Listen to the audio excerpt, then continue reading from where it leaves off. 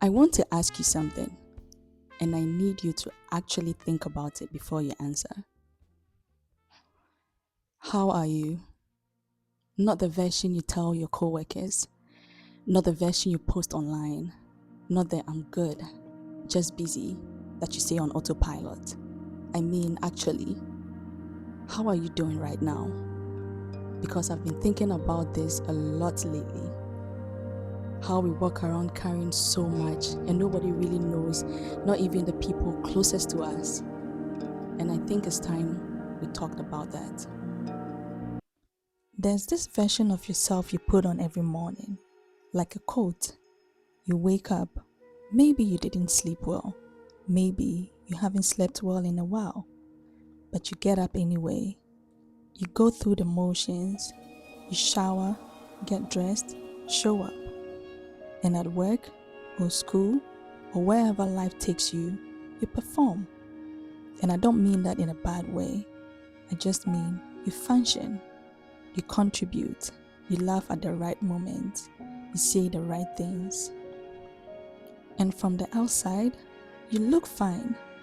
But there's this moment every single day when you get home, close the door behind you, and just sit. And in that silence, you don't even know what you're feeling. You're not sad exactly. You're not angry. You're just heavy.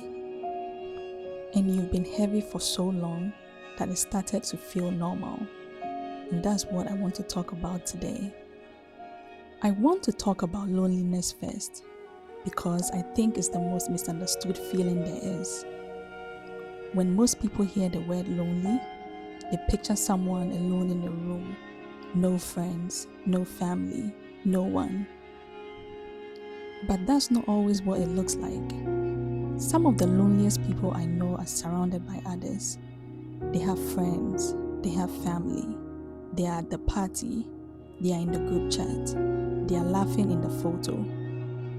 But inside, there's this quiet ache, this feeling that nobody really sees them, that the conversations stay surface level, that if they would disappear for a week, people would notice eventually, but nobody would really know why they left. You can be in a room full of people who love you and still feel completely alone. And the dangerous thing about that kind of loneliness is that it's invincible. So nobody comes to check on you, and after a while, you stop expecting them to.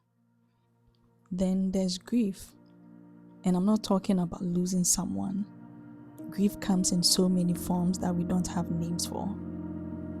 Grief for a version of yourself that used to exist, a time when things felt lighter, when you woke up and the day felt like possibility instead of obligation. Grief for a relationship that ended, not just romantic ones, friendships too. People who used to be everything to you, who are now just names you scroll past. Grief for the life you thought you'd have by now, the plans that didn't work out, the doors that closed, the things you're still waiting for. And here's the thing about grief that nobody tells you.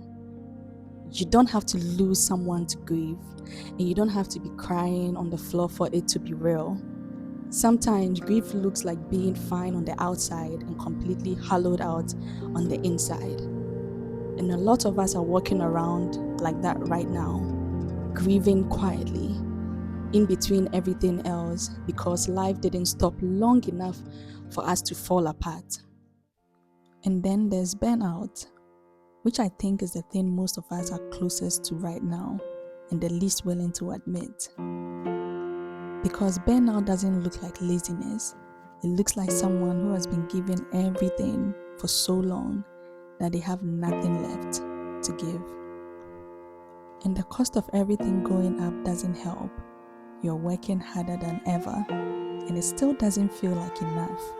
and then you add relationships on top of that, and then family expectations, and the pressure to have it all figured out. And at some point, you stop asking for help, not because you don't need it, but because you've been strong so long that people have stopped offering.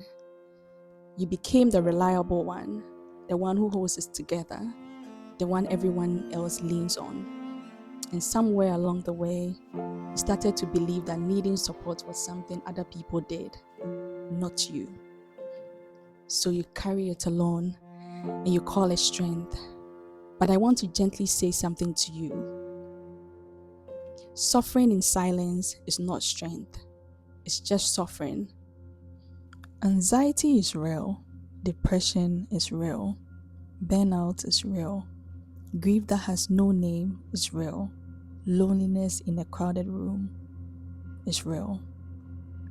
And none of it makes you broken, none of it makes you weak, none of it means you are failing at life.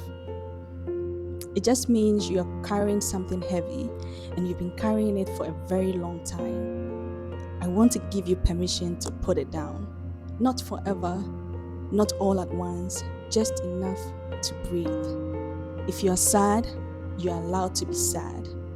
If you're overwhelmed, you're allowed to be overwhelmed. If you don't know what you're feeling, that's okay too. You don't have to perform okayness for anyone. I want to ask you to do one thing. Talk to somebody. Not tomorrow, not when things get worse, not when you hit rock bottom and have no other choice. Now. A friend, a family member, a therapist or a counselor if you can access one. Anyone you trust. I know what that voice sounds like. The one that talks you out of it. They won't understand. It's not that serious. I don't want to be a burden. I should be able to handle this on my own. Don't listen to it. You don't have to wait until you're at your worst to ask for help. You're allowed to ask for help on a regular Tuesday, on a day when things are fine on the outside, on a day when you can't explain why you just feel off. I see you, the one who is always smiling, the one who always checks on everyone else, the one who looks completely fine from the outside. This is the reminder to check on yourself. You matter too, not just to the people who need you, not just as the strong one, not just as the person who holds everything together. You matter as a person, a tired, complicated, feeling human person. And you don't have to have it all together. Not today, not every day. You're allowed to struggle. You're allowed to ask for help. You're allowed to not be okay. And I genuinely believe that when you let people in, when you stop performing strength and start accepting support, things shift. Not overnight, not perfectly, but they shift. So please, take care of yourself. Talk to someone. And remember, in the end, you'll be alright. But you don't have to get there alone. Thank you so much for sticking with me, and I'll see you in the next one.